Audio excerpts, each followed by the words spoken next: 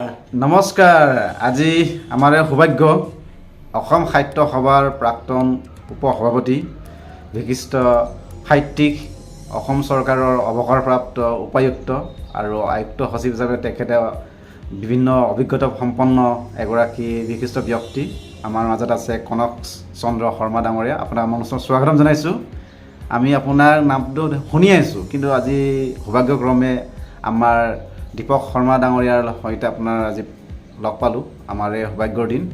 আমি চমুকৈ আপোনাৰ সাহিত্যকীৰ্তিৰ ওপৰত চমুকৈ জানিব বিচাৰোঁ। এতিয়ালৈকে আপুনি বৈকুণ্ঠনাথ ভাগৱত ভট্টাচাৰ্য আৰু তেওঁৰ সাহিত্যকীৰ্তি, আৰু আছে আপোনাৰ ধীৰেশ্বৰাচাৰ্য জীৱন কীৰ্তিয়ে, আৰু তেখেতৰ ওপৰত সমকাল মহামহোপাধ্যায় কবিৰত্ন ধীৰেশ্বৰাচাৰ্য জীৱন কীৰ্তি আৰু তেওঁৰ সমকাল এখন অসম প্ৰকাশ কৰিছে।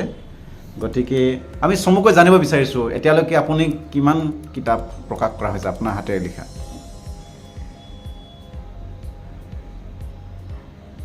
মোৰ প্ৰায়বোৰ গ্ৰন্থৰ পিছতে তাৰ তালিকাবোৰ দিয়া হৈছে। হয়, মই চাকৰি জীৱনৰ পৰাই গ্ৰন্থ লিখিবলৈ বা লেখা অভ্যাসটো মোৰ আছে। মই এতিয়া আৰু মোৰ গ্ৰন্থবিলাকৰ কেইবাখনৰ দ্বিতীয় সংস্কৰণ তৃতীয় সংস্কৰণলৈকেও ওলাইছে। গতিকে সেই হিচাপে গোটেইখিনি ধৰিলে মোৰ এতিয়া মোৰ নিজৰ স্বৰচিত গ্ৰন্থ 26খন হয়। 26খন।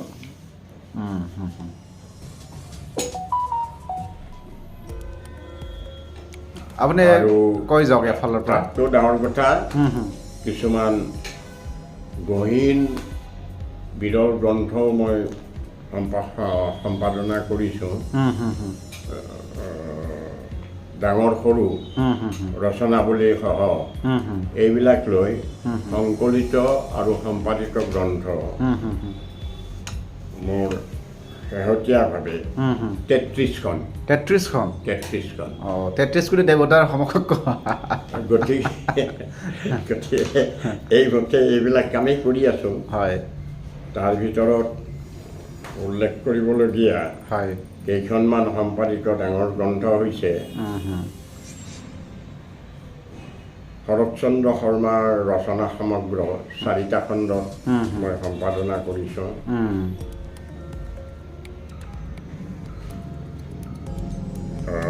কীৰ্তিনাথ শৰ্মা বৰদলৈৰ কামৰূপীয় সংগীত অসম সাহিত্য সভাৰ নিৰ্দেশিত ৰূপে সেই গ্ৰন্থখন মই সম্পাদনা কৰিছোঁ। তাৰপিছত কামৰূপ অনুসন্ধান সমিতিৰ মই আজীৱন সদস্য, কাৰ্যনিৰ্বাহক সদস্যও আছিলোঁ, আৰু তাৰ বহু বছৰ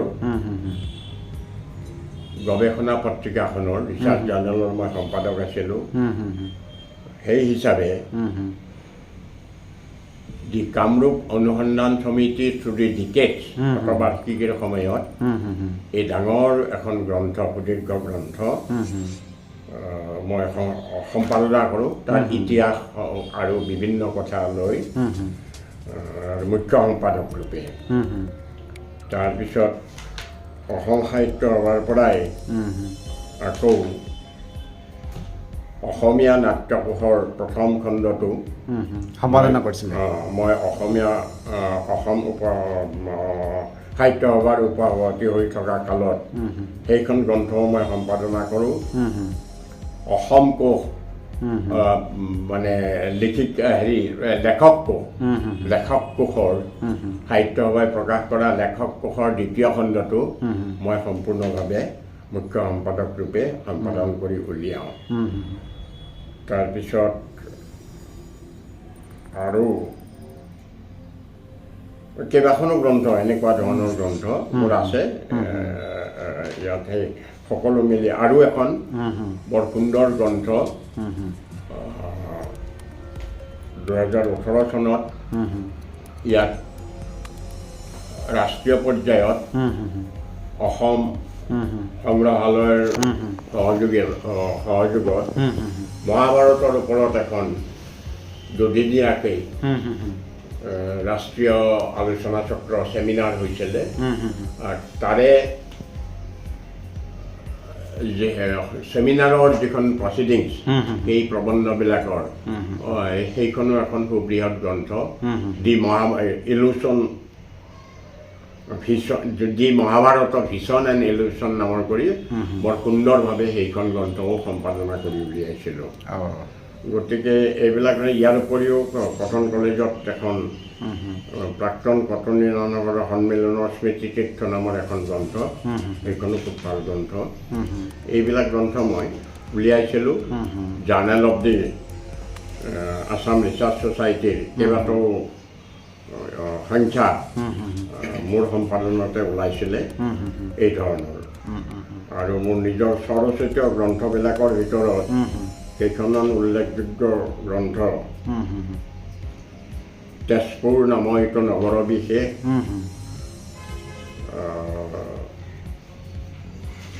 তাৰপিছত সাহিত্য সংবাহন অসম ইতিহাসৰ যৎকিঞ্চিত অৱলোকনত অসম ইতিহাস এখন বৰ ডাঙৰ গহীন গ্ৰন্থ চাৰিওফালে সমাদৃত এনেধৰণে আৰু কেইবাখনো গ্ৰন্থ মই গহীন গ্ৰন্থ লিখিছোঁ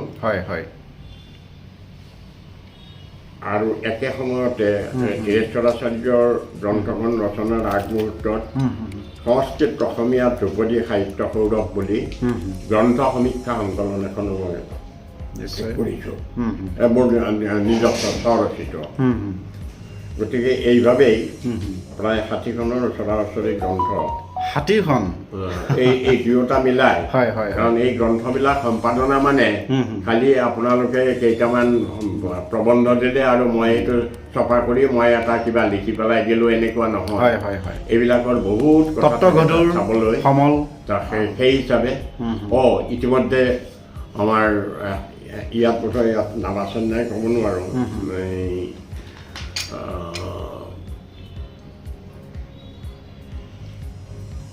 আমাৰ বিশিষ্ট ভাষাবিদ প্ৰমোদ চন্দ্ৰ ভট্টাচাৰ্যৰ তৃতীয় খণ্ড ৰচনাৱলী তেওঁ খিচিৰ মিচিৰ হৈ থকা সেই এখন বৰ কষ্টপূৰ্ণভাৱে বৰ সুন্দৰভাৱে সেই গ্ৰন্থখনো মই অসম প্ৰকাশন পৰিষদৰ জৰিয়তে সম্পাদনা কৰিছিলোঁ ছাৰ আপুনি ডি চি হৈ থাকোঁতে ডি চি হোৱাৰ আগতে কিহত মানে জড়িত হৈ আছিলে কোনটো বৃত্তিত মই ডি চি বুলিয়েই নহয় যেতিয়াই যিটোত মানে হেৰি সিদ্ধান্তমূলক ক্ষমতা থকা পদবীত মই আছিলোঁ দিব পৰা সিদ্ধান্ত দিব পৰা হেৰিত আছিলোঁ এনেকুৱা ক্ষেত্ৰত বহুকেইটা উল্লেখযোগ্য কাম বিভিন্ন এতিয়া আমাৰ অসমত বিশেষকৈ আপুনি দীপৰ বিল সংৰক্ষণৰ কাৰণে এজন ব্ৰকেটৰ হিচাপে নহয় অসম সন্তান অসম হিতৈষী হিচাপে দীপৰ বিলখন আপুনি সংৰক্ষণৰ কাৰণে কাম কৰিলে ঠিক তেনেদৰে তেজপুৰ বিশ্ববিদ্যালয় তাৰ প্ৰচাৰ প্ৰসাৰ সংৰক্ষণ আৰু ভূমি আদি কৰি সকলো আপোনাৰ অভূতপূৰ্ব অৱদান আছে কিছুমানতো আমাৰ বহুতে অফিচাৰ আছে পইচা পালে যধে মধে লাইচেঞ্চ দি দিয়ে পাহাৰ কাটিব দিয়ে বা ৰাইজৰ স্বাৰ্থৰ চিন্তা নকৰি নিজৰ স্বাৰ্থৰ কাৰণে পাৰ্মিশ্যন দিব লাগে পইচা পাব লাগে অসমখন কি আহে যায় তেনেকুৱা কিন্তু তাৰ আপোনাৰ এজন ব্যতিক্ৰম সেই হিচাপে সেইবিলাক ক'বলৈ বহুত ইতিহাসৰ দৰকাৰ হ'ব মই ইতিমধ্যে এই এনেধৰণৰ কিছুমান কথা যিখিনি আপুনি উল্লেখ কৰিলে সেইবিলাক কেনেকৈ কি ধৰণে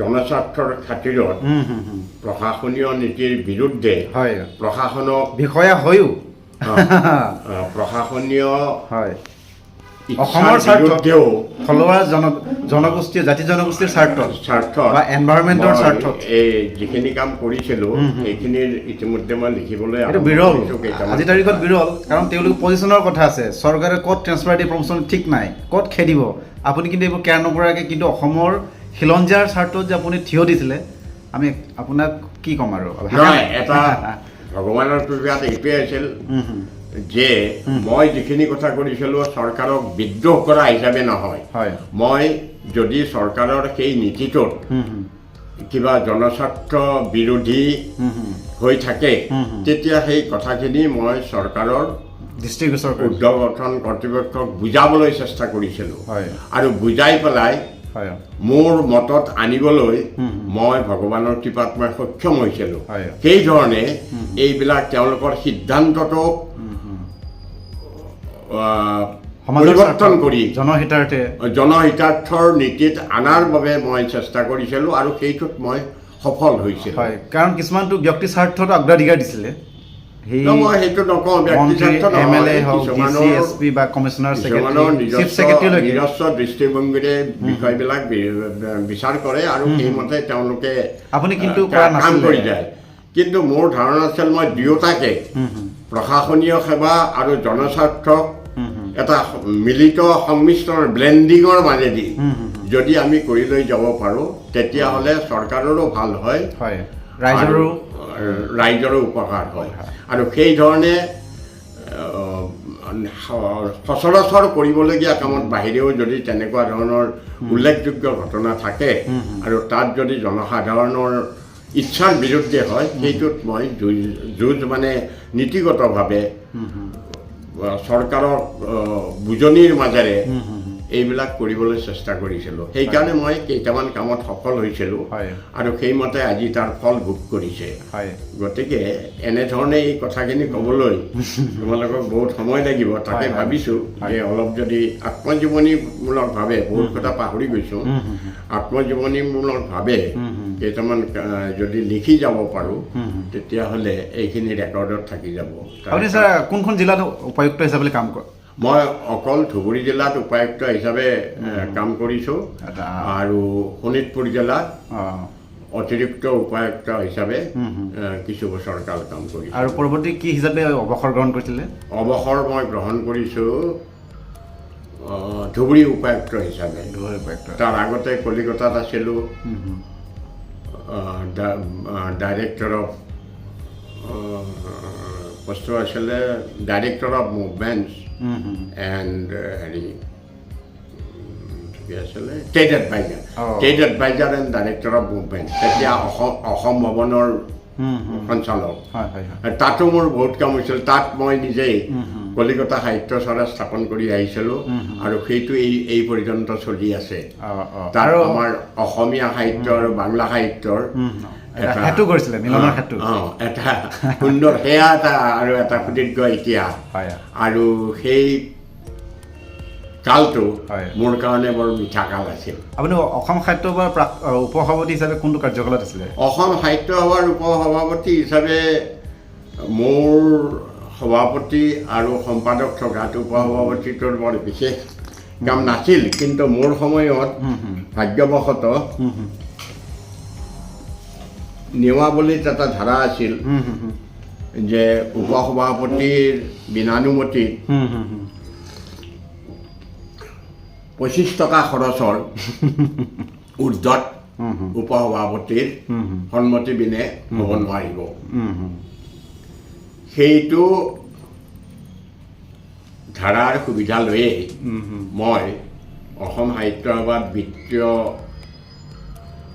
অৱস্থাটো শৃংখলিত লগাবলৈ চেষ্টা কৰিছিলোঁ আৰু মোৰ ধাৰণাত সেই সময়খিনিৰ যিটো অডিট পিৰিয়ড হৈছিলে মই শুনিবলৈ পাইছোঁ তেওঁলোকে হেনো সেইখিনি পিৰিয়ড বৰ প্ৰশংসা কৰি গৈছে তাত চৰকাৰী নীতি নিয়মৰ মাজেদি ফাইল ছিষ্টেমৰ মাজেদি সকলোখিনি কৰি আৰু সেইখিনিতেই মোৰ বহুখিনি সময়ত মই বহুতৰ অপ্ৰিয় ভাজনো হ'ব লগা হয় গতিকে সেইটো এটা বিত্তীয় নিয়মৰ শৃংখলা লগাবলৈ চেষ্টা কৰিছিলোঁ আৰু দ্বিতীয় কথাটো আছিলে যে তেতিয়ালৈকে আমাৰ শাখা সভাসমূহৰ জিলা সভাসমূহত এই নিয়মাৱলী সম্পৰ্কে তেওঁলোকৰ কোনো জ্ঞানো নাছিল বহুত সময়ত আৰু বৰ ওলাই কৰি নিজৰ মতে চলিছিলে মই যেতিয়াই মিটিংবিলাকত অধিৱেশনবিলাকত সভা সমিতিবিলাকত গোটেই অসমতে ঘূৰি ফুৰিছিলোঁ মোৰ প্ৰথম কথাটোৱে আছিল যে আমি নিয়মাৱলীখনক আমাৰ ভাগৱত গীতা বাইবেলৰ দৰে শ্ৰদ্ধা কৰি সেইখনৰ মতে চলিব লাগে প্ৰতিটো কথাতে মই সেইটোৰ ওপৰত গুৰুত্ব দি কাম কৰিবলৈ চেষ্টা কৰিছিলোঁ। এতিয়া বৰ্তমান অসম সাহিত্য সভা বুলি ক'লে জাতিৰ বিবেক, আমাৰ জাতিৰ আত্মা হিচাপে আছে অসম সাহিত্য সভা, জাতীয় অনুষ্ঠান। এই জাতীয় অনুষ্ঠানৰ যিটো মানে সাৰ্বিক উন্নয়নৰ কাৰণে, অগ্ৰগতিৰ কাৰণে আচ্ছা, আপুনি কি উপদেশ দিব বিচাৰে বা কি পৰামৰ্শ দিব বিচাৰে? এইটো সম্পৰ্কে মই এতিয়া ব্যক্তিগতভাৱে কোনো মতামত দিবলৈ নাযাওঁ, কিন্তু ৰাইজৰ মুখত সকলোৰে মুখত এইটো শুনিবলৈ পাওঁ যে সাহিত্য সভাৰ যথেষ্ট কাম আছে, কৰণী আছে। মূল্যভিত্তিত বিচাৰ কৰিলে অৱমূল্যায়ন হৈছে বুলি কয়। আগৰ যিটো গৰিমা আৰু মৰ্যাদা সাহিত্য সভাৰ ঘূৰাই আনিব লাগিব নাই, কিন্তু এতিয়া সকলোৰে চেষ্টা হোৱা উচিত। সেইটো সকলোৱে জানে কি কাৰণত কি ধৰণে এইটো হৈছে। এইটোৰ কাৰণে সকলোৱে একাগ্ৰ চিত্তে যদি এই অনুষ্ঠানটোক সকলোৱে ভাল পায় তেনেহ'লে ইয়াৰ মূল্যবোধ, পূৰ্বৰ মূল্যবোধ আৰু গৰিমা অক্ষুণ্ণ ৰাখিবৰ কাৰণে ঘূৰি অহাৰ কাৰণে সকলোৱে চেষ্টা কৰা উচিত। আৰু তাৰ বাবে যোগ্য ব্যক্তিক যোগ্য স্থানত বহাব লাগিব, বহাবলৈ সদায় চেষ্টা কৰা উচিত। সাহিত্য সভাৰ মানে সভাপতি বা অন্যান্য পদৰ কাৰণেও যথেষ্ট আৰু বহু ব্যক্তি আছে। হয়, নিৰ্বাচন ভিত্তিক হ'লে বহুত সময়ত সেই মানুহবোৰ বাদ পৰি থাকে, কিন্তু যাতে কোনো সময়ত কোনো অৱস্থাত তেওঁলোকো বাদ নপৰে, এইবিলাক আমাৰ সাহিত্যৰ কৰ্মকৰ্তাসকলে চকু দিয়া উচিত। আৰু কেনেভাৱে সেইবিলাককো সংস্থাপন দিব পৰা যায় আৰু সাহিত্য সভাক পুনৰ মূল্যায়ন কৰি মানুহৰ মাজত পূৰ্বৰ গৰিমা উভতাই আনিব পৰা যায়, তাৰ কাৰণে চেষ্টা কৰিব লাগে। নিশ্চয়। আমাৰ মাজত আছে জ্যেষ্ঠ সাংবাদিক, অসম সাহিত্য সভাৰ কেন্দ্ৰীয় কাৰ্যবাহী সদস্য আৰু বসুবাকৰ প্ৰধান সচিব দীপক শৰ্মা দা। আমাৰ শৰ্মা ছাৰৰ সন্দৰ্ভত আপুনি কি ক'ব বিচাৰিছে? তেখেতৰ সান্নিধ্য আপুনি এতিয়ালৈকে কেনেধৰণে উপলব্ধি কৰিব বিচাৰে? অসমৰ এগৰাকী দিগ্গজ চিন্তাবিদ, ভাষাবিদ, প্ৰাচ্যতত্ত্ববিদ, অসম সাহিত্য সভাৰ ভূতপূৰ্ব উপসভাপতি কনক চন্দ্ৰ শৰ্মা। তেখেতৰ চিন্তা আৰু কৰ্ম আৰু দৃষ্টিভংগী সদায় এক। তেখেতৰ চিন্তাৰে নতুন প্ৰজন্মই বহুখিনি পাইছে। নতুন প্ৰজন্মক আগবঢ়াই আনিবলৈ আৰু এখন সফল মঞ্চ দিবৰ কাৰণে শ্ৰদ্ধেয় কনক চন্দ্ৰ শৰ্মা ডাঙৰীয়াই সদায় চিন্তা কৰে। নতুনক কিদৰে আগুৱাই নিব লাগে সেয়া তেওঁ চিন্তা কৰে, আৰু তেওঁৰ কাৰণে সদায় আমাৰ স্মৰণীয় হৈ থাকিব। কনক চন্দ্ৰ শৰ্মাই একাংশ সাহিত্যিকৰ দৰে ভেম নাই, সকলোৱে তেওঁৰ ওচৰত আহিব পাৰে, সকলোৰে কাৰণে দুৱাৰ খোলা ৰাখে। যায়ে বিচাৰে, যেনেদৰে বিচাৰে তেনেকৈ তেওঁ যায়। আমি তেওঁৰ লগত জাতি, বৰ্ণ, ধৰ্ম, ভাষা নাই, তেওঁ সদায় উদাৰ। তেওঁ সকলোকে একেখন মঞ্চতে একে শাৰীতে ৰাখিব বিচাৰে। একাংশ আজিৰ তথাকথিত সাহিত্যিকৰ দৰে তেওঁ নহয়। তেওঁ যদিও এগৰাকী প্ৰশাসনিক বিষয়া, তেওঁ DC আছিলে, মানে ধুবুৰী জিলাৰ উপায়ুক্ত হিচাপে অৱসৰ পাইছে, আৰু তেওঁ অৱসৰ পোৱাৰ পিছত এদিনো তেওঁ থমকি ৰ'ব লগা হোৱা নাই। তেওঁ সদায় মানে 60খনৰ অধিক গ্ৰন্থ প্ৰকাশ কৰা ধেমালি কথা। 3 কোটিৰ অধিক গ্ৰন্থ প্ৰকাশ কৰি উলিয়াইছে। মানে উদাৰ তেখেত, উদাৰ। তেওঁ হাত মিলাই উজাৰি দিছে। তেওঁ সদায় বিচাৰে মানে অসমখন সুন্দৰ হওক। মহাপুৰুষ শ্ৰীমন্ত শংকৰদেৱৰ দৰে, মহাপুৰুষ শ্ৰী শ্ৰী হৰিদেৱৰ দৰে তেওঁৰ দৃষ্টিভংগী। যিদৰে মহাপুৰুষ শ্ৰী শ্ৰী হৰিদেৱ এনেকুৱা এজন ব্যক্তি যিয়ে তেওঁৰ কন্যাক প্ৰথম সত্ৰাধিকাৰ পতা প্ৰথমগৰাকী গুৰু, তেনেকুৱা এজন গুৰুৰ দৰে এজন বিশাল ব্যক্তিত্বৰ অধিকাৰী কনক চন্দ্ৰ শৰ্মা। তেওঁৰ আমি উত্তৰতৰ উন্নতি কামনা কৰিছোঁ। তেওঁ এগৰাকী নিভাঁজ চিন্তাবিদ, এগৰাকী ভাল কথাশিল্পী। দৃষ্টিৰে তেওঁ প্ৰতিটো কথা সুদৃষ্টিৰে তেওঁ চাব জানে। আমি আশা কৰোঁ কনক চন্দ্ৰ শৰ্মাই তেখেতৰ কলমৰ জৰিয়তে 60খন নহয় আৰু 60খন গ্ৰন্থ প্ৰকাশ কৰি উলিয়াওক। তেওঁৰ মানে বয়সৰ অনুপাতে আৰু 10 বছৰ বাকী আছে। এতিয়া 120 বছৰ জীয়াই থাকিব আমাৰ ধাৰণা।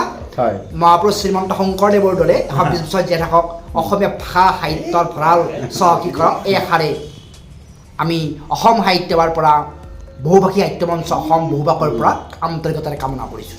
আচ্ছা, আমি এতিয়া আপোনাৰ ওচৰলৈ শেষ মুহূৰ্তলৈ আহিব বিচাৰিছোঁ।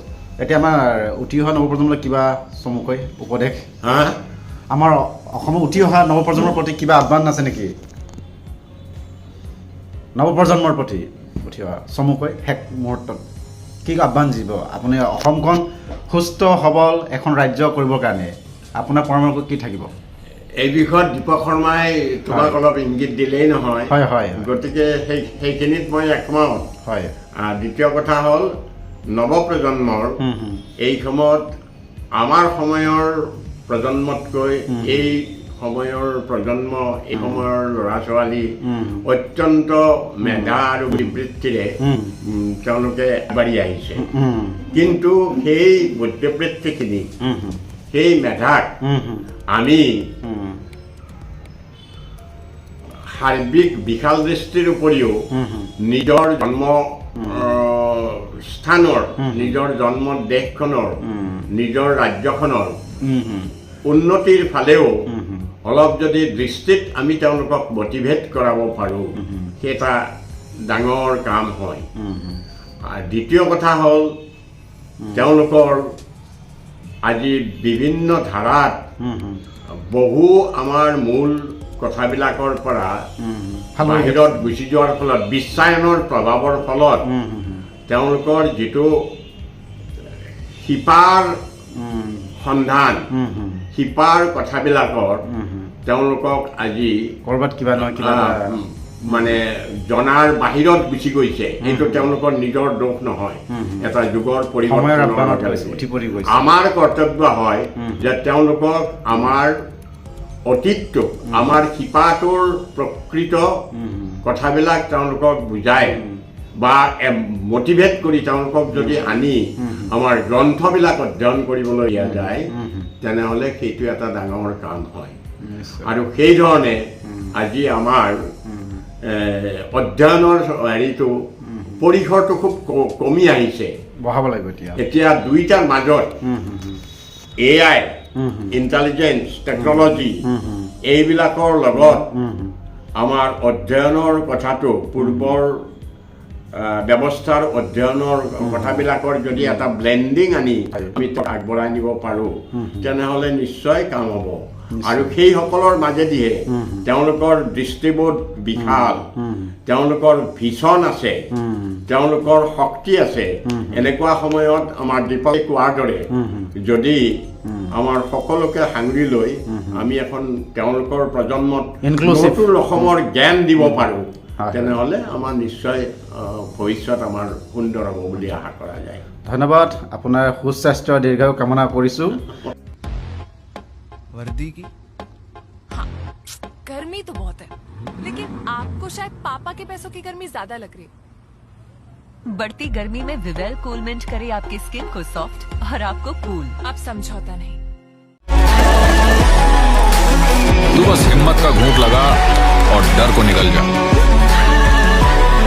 और दुनिया को दिखा तू किस मिट्टी का बना हुआ है। माउंटेन ड्यू, डर के आगे जीत है।